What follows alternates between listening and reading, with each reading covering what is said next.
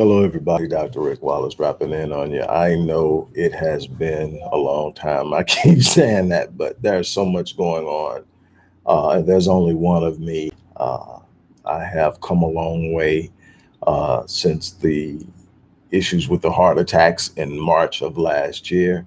But it has definitely caused me to focus more on my health and how I manage my time. And there's so much work that I still have to do. Remember, I'm running businesses in addition to the work I do in the community.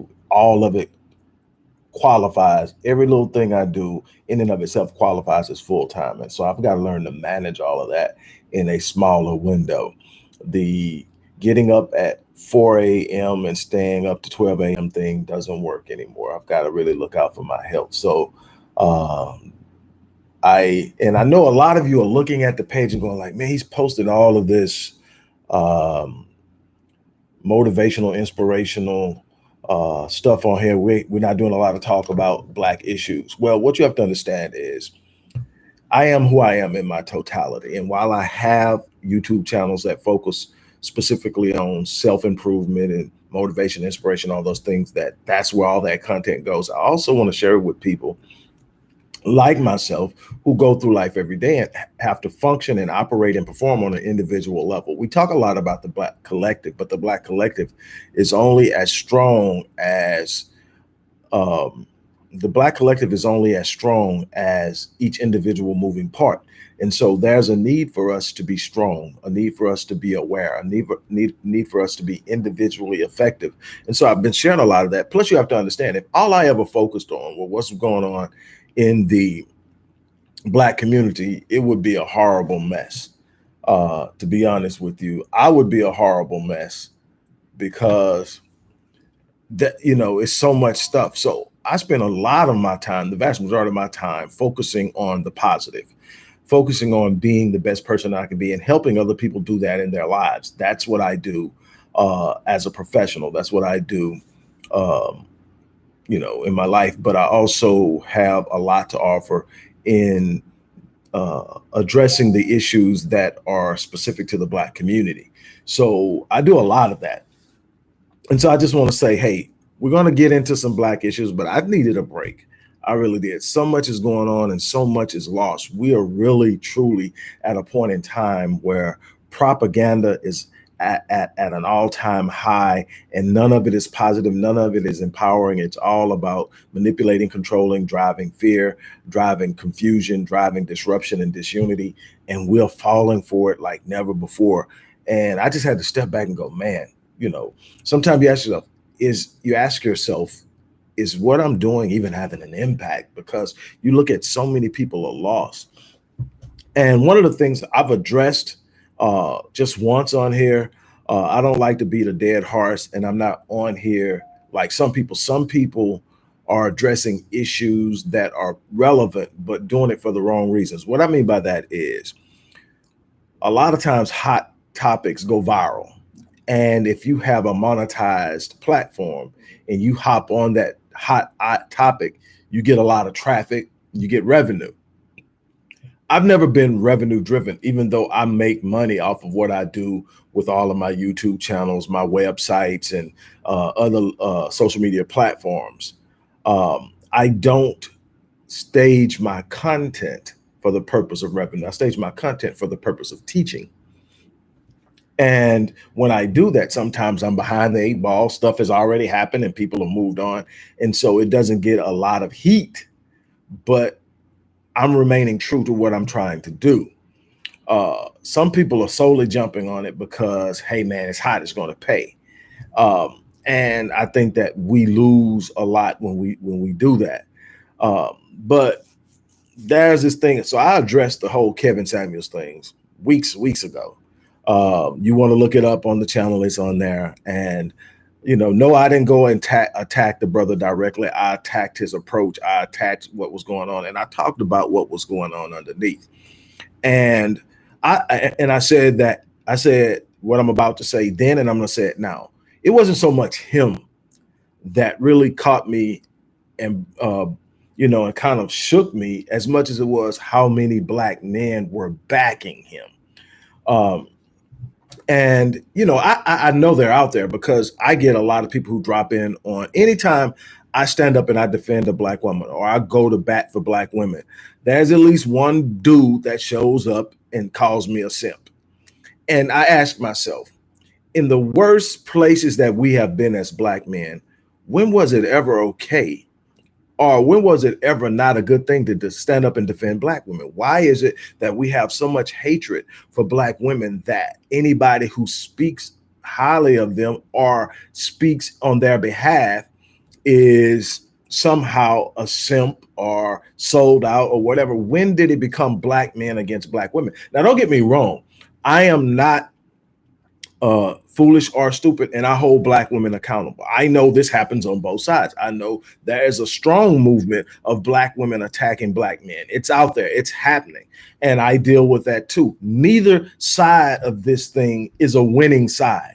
Neither side of this thing produces anything except for what those outside of the black collective wish: for disunity, disconnectivity, and an inability for the feminine energy of black women and the masculine energy of black men to come together and form a synergy, a synced energy that provides a power source that cannot be obtained individually and separate of one another.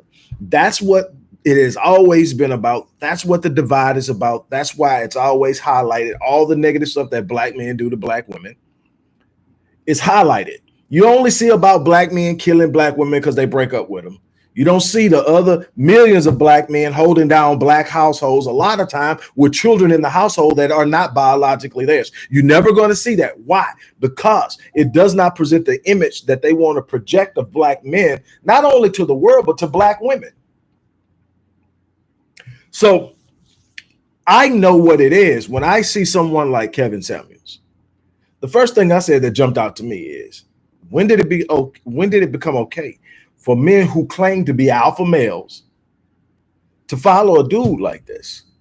Now, this isn't a direct attack on him, but it's a direct addressing of an issue that needs to be talked about unapologetically, and that is masculinity.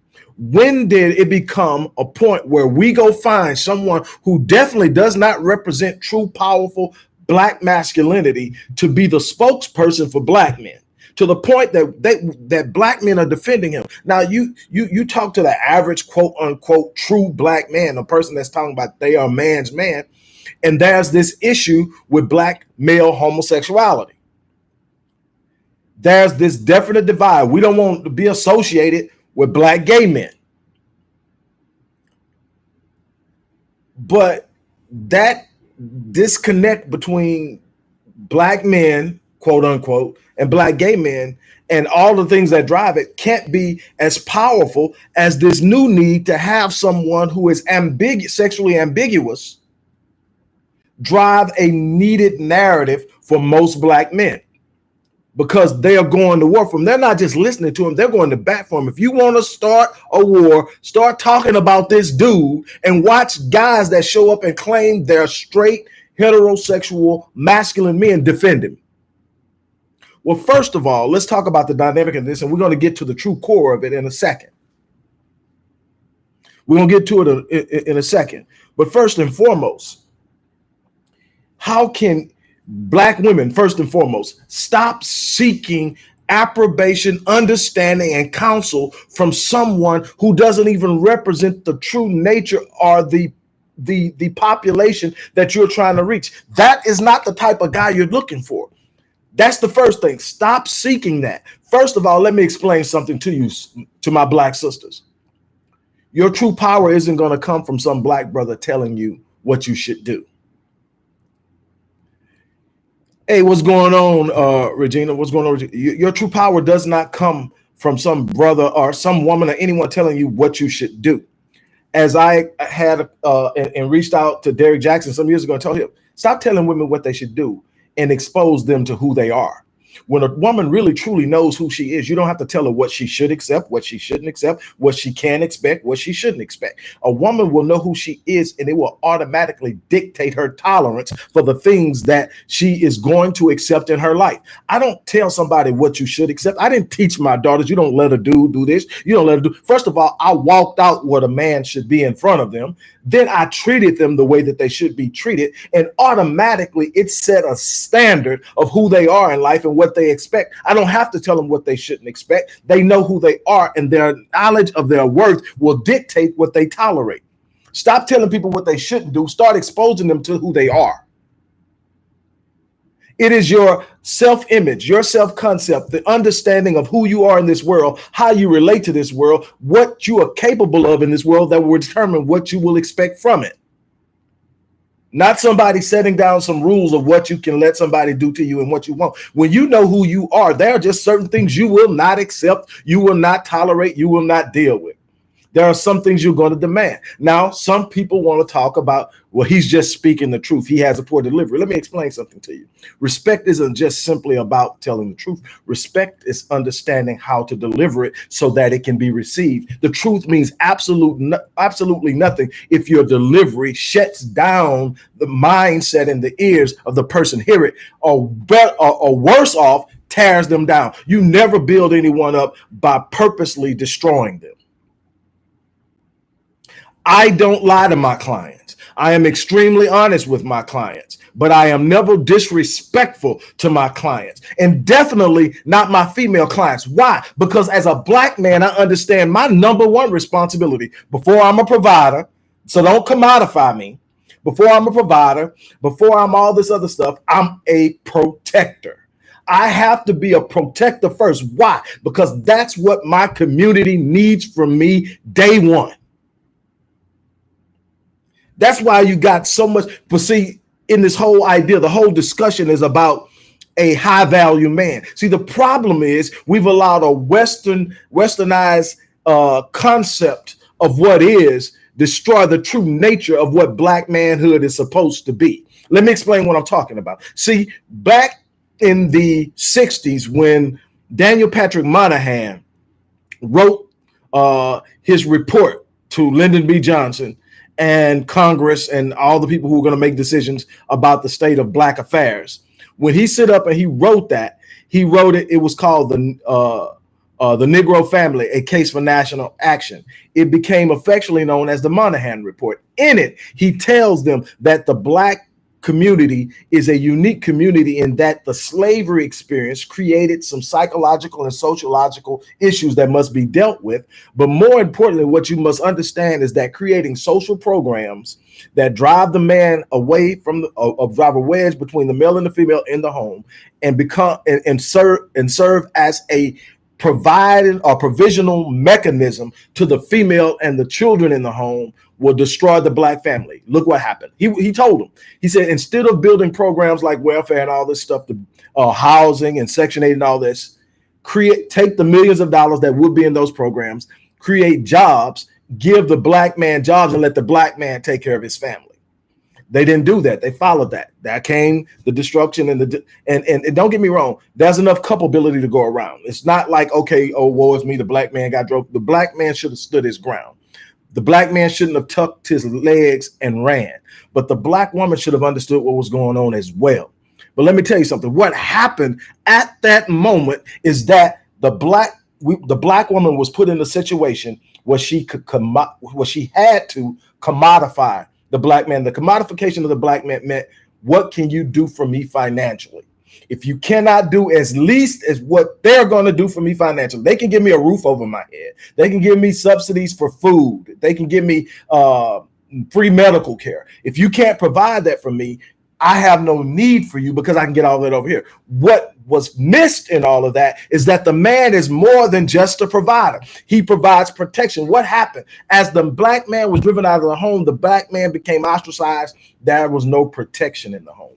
The rate of abuse, neglect, and so much else in the home for the children came about because the Black man was not there to protect his progeny.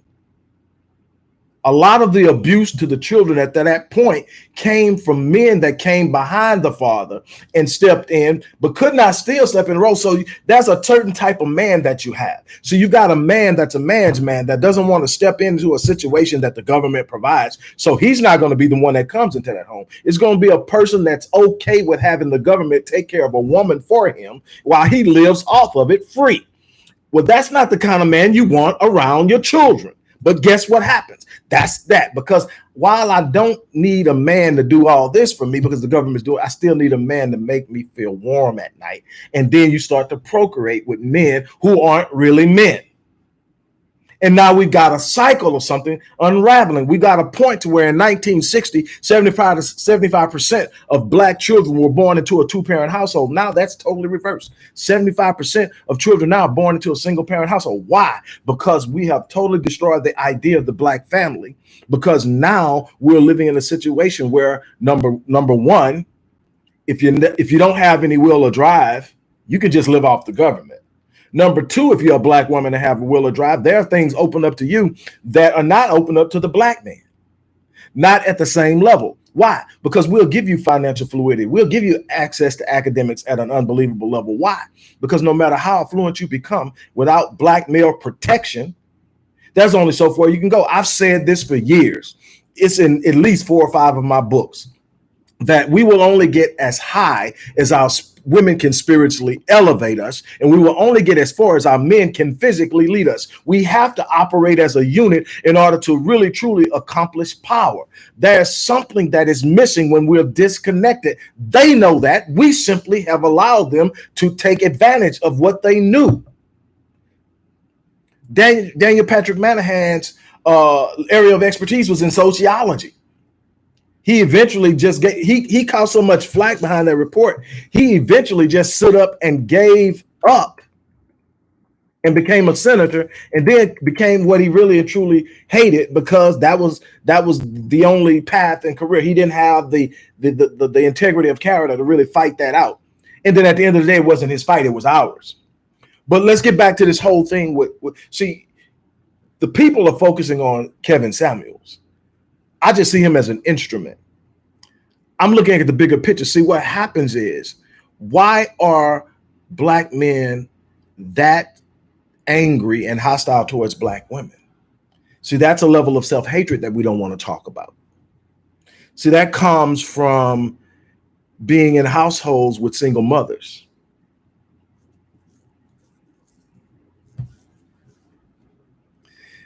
That whole idea, to the person that just checked in, that whole idea is BS, bro. Let me explain something to you. There's a way to handle a woman if you're a man. There's no exception to that rule. I don't care if they call in. I don't care what they do. There is a way that you handle a woman if you're a man. If you're a man, there's a way to talk. I can be very direct and truthful with any woman in my life about where she is right now and what she needs to do and what she needs to change. And I never have to be disrespectful. I never have to talk her down. There's a way to tell a woman you're not a 10 without calling her a 4. So that's BS. That's what we want to accept, because see, the thing is, he's saying to women what a lot of brothers want to say, because a lot of brothers tried to go at some of these women and got put down. The bottom line is, if you truly know who you are, you don't talk to a woman that way.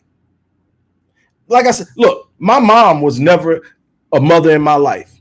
Never once in the entire 54 years of my life have I disrespected her.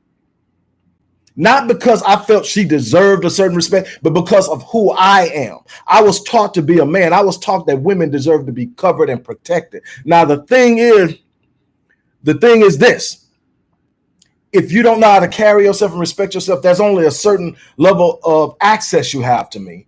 But I'm never going to disrespect you. You know what I'm going to do? Instead of talk to you like you're where you're at, I'm going to talk to you like what I see your potential being. I'm going to speak to you and talk to you as if I know who you're capable of being, because I understand that if I can tap into that, I can get you to raise your level. I can get you to be somewhere that you're not.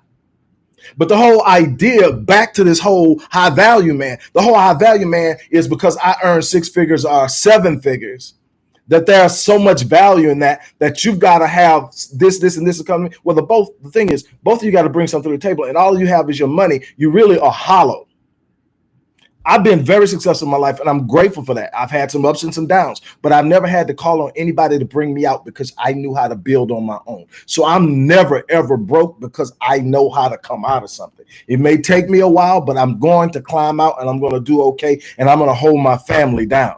So, but that's not what makes me a man. What makes me a man is that even in the darkest moments, when things are shook in the house, when the finances may be crazy, when all of this is going on, when the adult kids are losing their mind and the young kids are saying this and all this is going on, that I maintain a level of calm that says, I've got this. Not in denial, but in a confidence that says I'm built for this, and that I hold the family down while everything is shaking. I'm standing still and firm. I'm covering you. I'm speaking kind to you. I'm being there for you. I'm showing you how we're going to rebuild. I'm giving you a vision that you can place in your spiritual womb and birth. That's what makes a high value man, not how much money you have in your bank account. I know a bunch of empty, stupid cats with money in their account running amok on our women because they think they're high value. No, I haven't thought about reaching out to Kevin. Kevin Samuels doesn't want to hear it. I've heard enough of that. If he wants to reach out to me, he can reach out to me. I'm speaking to the truth of the matter, not to Kevin Samuels. I'm speaking to the truth of the matter of the problem. And it's way big. Kevin Samuels wouldn't be anything if that wasn't enough people pushing that. That's my thing. Just like I say, brothers who call themselves strong men on here defending a feminine man. When did that become okay? My whole thing, do your thing, bro. I ain't got nothing to get. But what I'm saying is the men that I stand behind are showing up and being men in places where women and children need them. Tell me one place this brother's showing up outside of calling out and belittling women. And you can say he's not belittling, but like I said, you can tell a woman she's not a 10 without calling her a 4. I know I do it every day. I do it every day. I tell women what they need to hear. I do not lie to them, but I do it respectfully because I understand that I have the power to destroy with my tongue. I have the power to build with my tongue. I have the power to literally push death with my tongue. I have the power to sit up and bring life with what I speak. And so I'm very careful how I speak it. If you notice, outside of speaking certain truths, I haven't went off on this brother and said anything that could be told. I said what I see, that he is sexually ambiguous, that he presents a feminine impression. I don't think anybody will argue with that, including himself. He admitted that he's bisexual. And we got to be very careful. Salima Dawson, you hit it on the point. We have gotten to a point that we have lived such abusive lives that we confuse tough love with abuse. There's a distinct difference from being factual and real and being abusive. Abusive is destructive. It has nothing powerful in it. You can tell a person the truth, but you do it in a destructive manner. The truth has become destructive. You have to decide how you're going to use it. I can use a hammer to either build and uplift and erect something, or I can use a hammer to tear down something. The hammer is still the hammer. How I use it is going to determine how effective it is. Just sitting up saying he's just being honest. You know how many people have been destroyed with something being honest?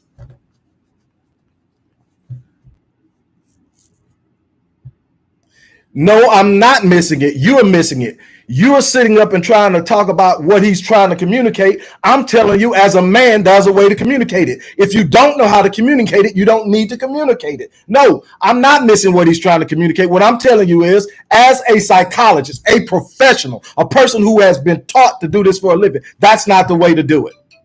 That is not. From a community perspective, I was taught by my great-grandfather who had a second grade education. There's a way you talk to a woman, boy. There's a way you handle a woman. No, it's not to each his own. It's a way to do things.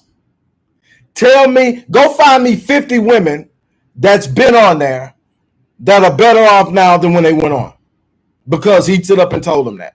They may have tried something, but what I can tell you is there's a process to growth.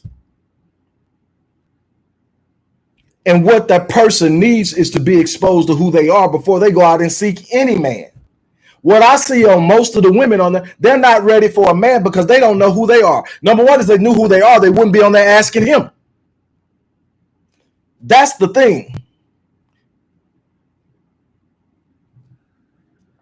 The thing is, when a woman knows who she is, she will be prepared for a man. She will know exactly in herself what type of man she needs. She will know what is her equal, what is someone that comes along and they can be joined with her. It's when she doesn't know, she's seeking all these things. Most of the things these women are seeking on there is because society has told them that's what they should be looking for. Not because it's what's best for them, not because it's what's going to be what they really truly need. That's the situation I'm trying to get to understand. I agree with that, James. Nobody is forcing them. That's a problem within the woman. But at the same time, nobody forces women to call me and seek my counsel. But when I handle them with a level of care and respect that a man should handle a woman. That's not going to change. There's never going to be a change. Look, man, I'm not. I'm done with whoever this whatever you want to believe about the brother, you can believe about the brother. This is too much emphasis on him. That's my point. This isn't even as much about him as it is about a time and a place that we're in where we feel it's okay and that we have so many backing him. And you can't stop talking about this dude. This is a dude. I'm talking about black love. I'm talking about black male responsibility.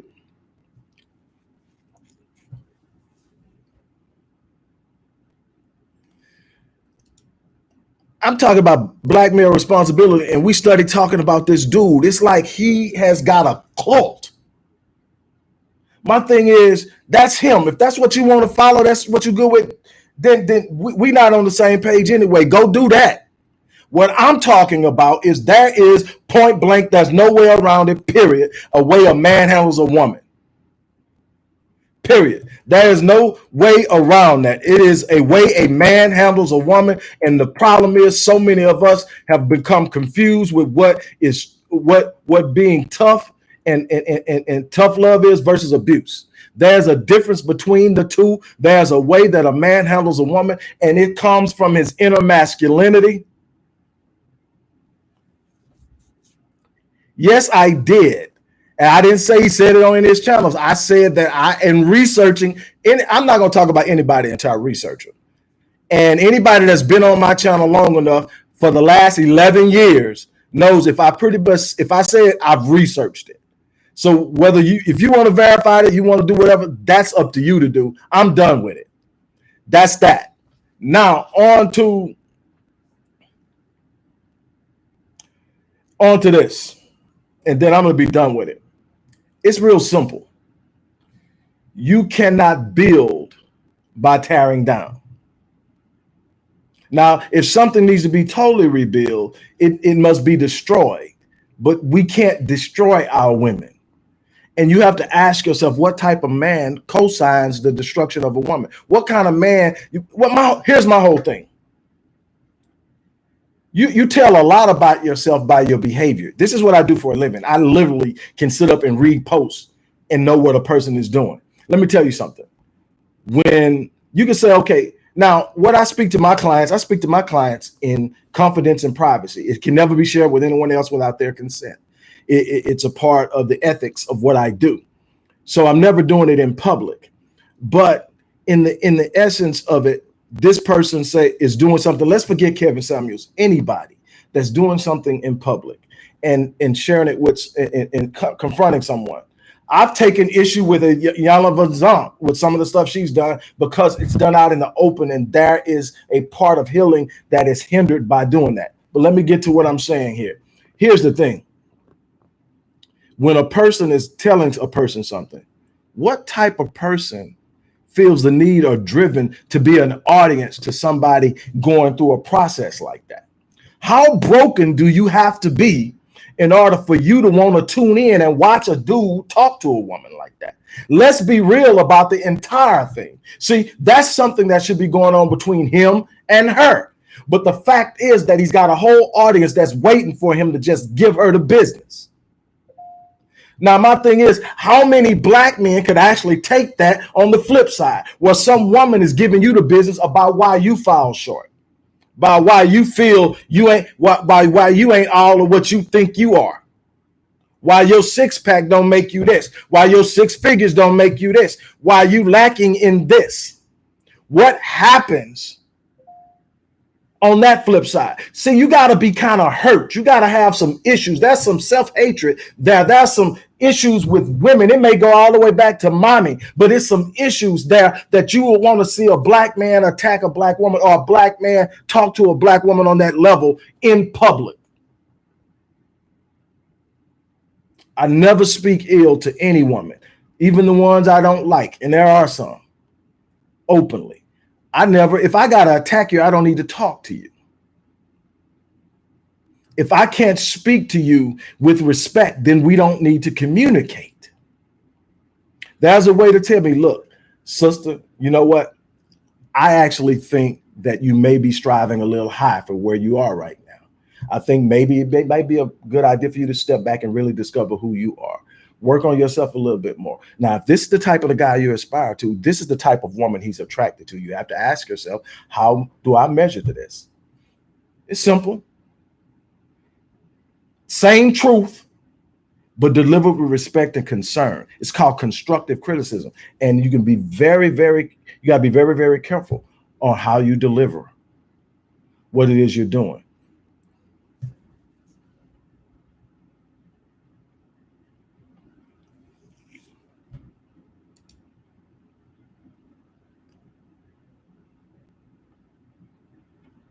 Boy, I swear, some people will not let stuff go. Actually, if you watch the title, it says the dragging of Kevin Samuels and be looking at the darker side of self-hate.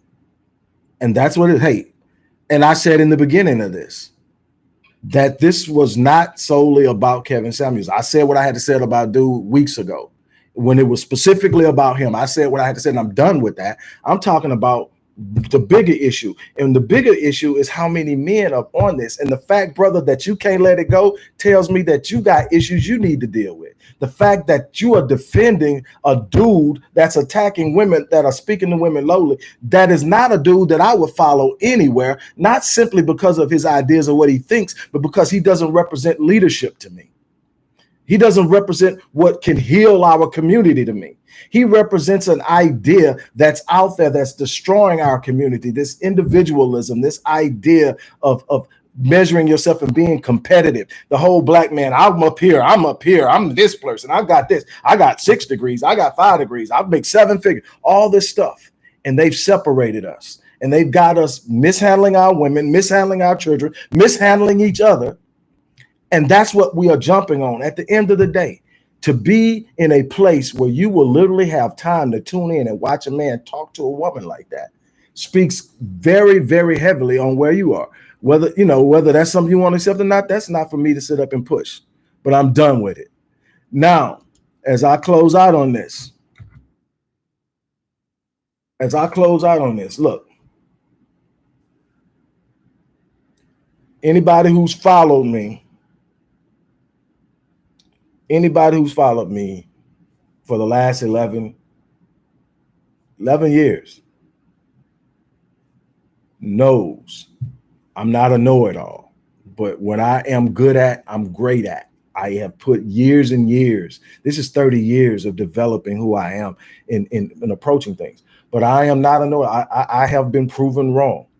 And I have no problem speaking retractions when I have been proven wrong. I've done it. You can find it on this. That's not what this is about. This is about saying, I can't find enough empirical or pragmatic data to sit up and say that what I'm saying doesn't make sense. What I'm saying is, if you look at it, that's the very core and nature of the human concept, the self-image. How you protect and construct the self-image from an infancy throughout adulthood is going to determine the performance and the level at which a person is able to live their lives. How you talk to a person has massive impact and consequence on how they're able to fare in life, especially a person that is trying to discover who they are. They are vulnerable to mental and verbal suggestion. You have to be very careful how you handle a person like that. Now, that's if you're being socially responsible. If you're being personally engaging and it's all about how you feel about something, then you take on and you do whatever you want to. But being socially responsible says I have a responsibility to be careful how I handle it. That's what I'm saying. Also, being socially responsibility. One of the things I teach at Black Men Lead is I teach young brothers how important it is as a man to handle a woman properly, not based on what she's doing, based on who you are as a man. Your character has to stand up to who you say you are, not what someone else is doing. I've had to learn that in my life, that if someone else can get out of character and then pull me out of character, my character isn't really truly as strong as I said it was. I have a value system, but it lacks integrity. See, your value system is your character, what you stand for, what you're going to do. But your integrity is the strength of your character. That's what integrity is. If you talk about structural engineering, you say, okay, there's this bridge, you build this bridge, and this bridge is going to support so many thousand pounds at one time of cars crossing over. Well, the integrity of that structure is the strength of the structure. So the strength of the design. The bridge is the character, but the integrity is the strength of the bridge. Well, the same thing with character.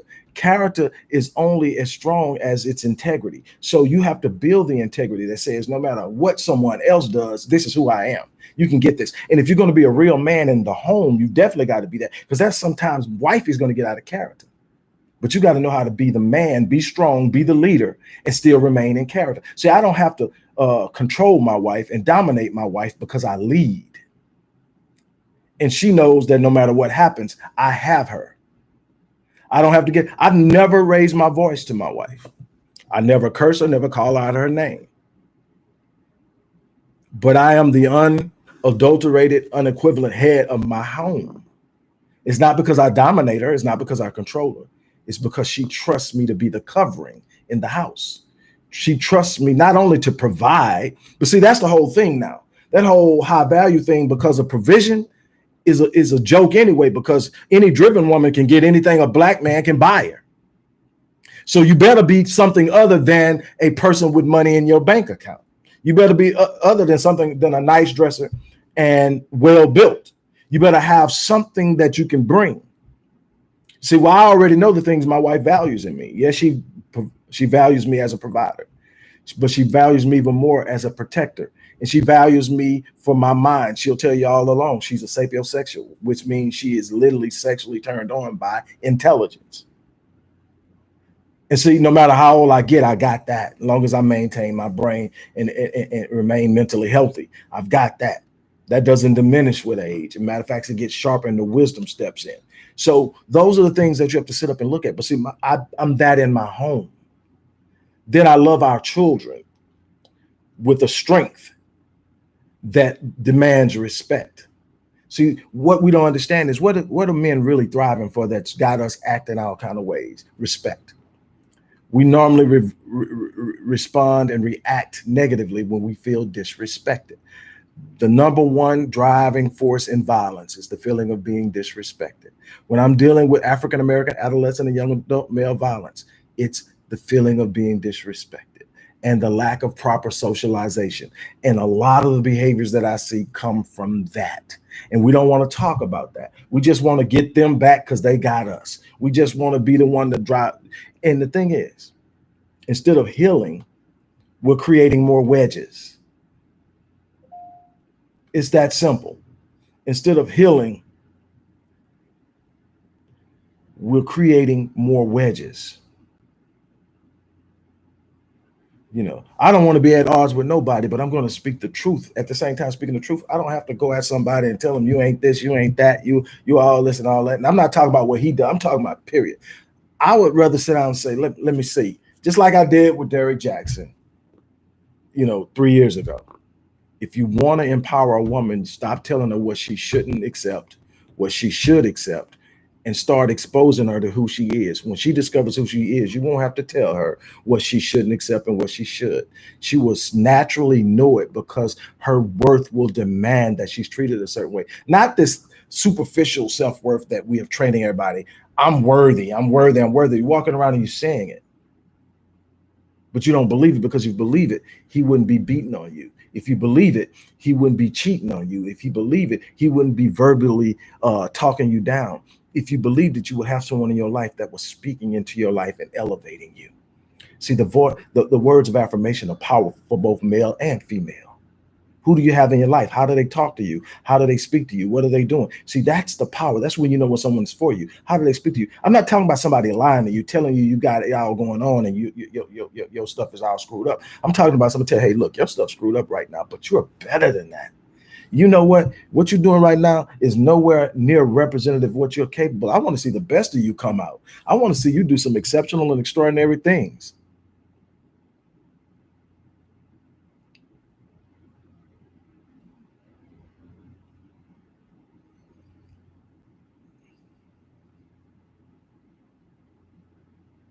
This here is something that maybe I'll visit without the connectivity to certain people so we can talk about it on a level that maybe we can get through, because obviously there's this drive and push that this person is this or that. My thing is, this person is one person that's doing something that a lot of people are doing and okaying that does not provide a value to the community.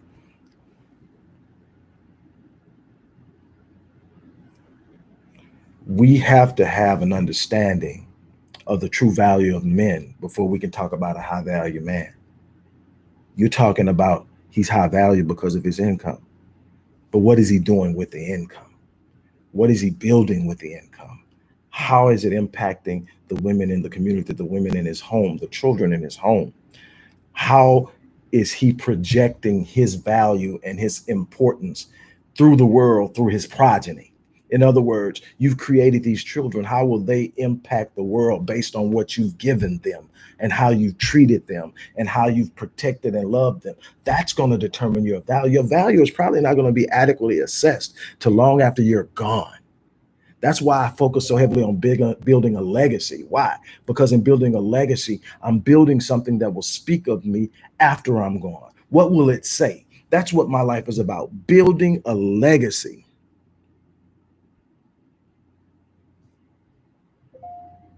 Building a legacy.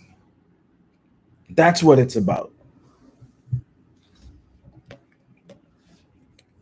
On that note, look, I'm going to get out of here.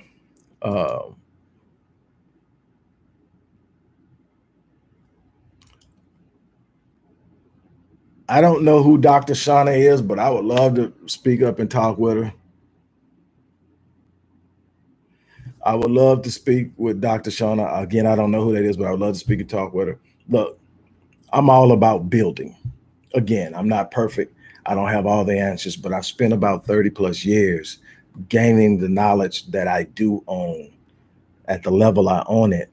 And I have built several businesses on top of that expertise. And I have clients literally all over the world who benefit from my expertise. I know how to build people that perform. And I also know what destroys them. I know what a lot of us are fighting. So in that sense, that's what I'm about. And if it's not about that, yeah, I'm gonna have a problem with it, because I know what the outcome is going to be. And no amount of money is worth that to me to sit up and see that, because hey, people want to see it. So I'm gonna feed it. I'm gonna feed the monster. No, I'm gonna feed a thirst to see my people excel. And a lot of people won't agree with it, and that's okay. Everybody has their right to disagree. And that's all good. But I'm gonna stand firm on what I've invested myself in knowing. And on that note, I'm gonna get off of here. You guys, thank you for having stopped in. Don't forget to support the work we're doing at the Odyssey Project. I want to thank all of you guys for stopping in. Once again, let's show love. And I don't mean that in a superficial way. I mean, take some energy and time to really think about one person that you can walk up to today and bless with empowerment. That could be that could be as simple as one sentence of speaking life into them. And make it a person you don't know. Make it a person you don't know. Watch how it changes you. not just how it helps them, but how it changes you.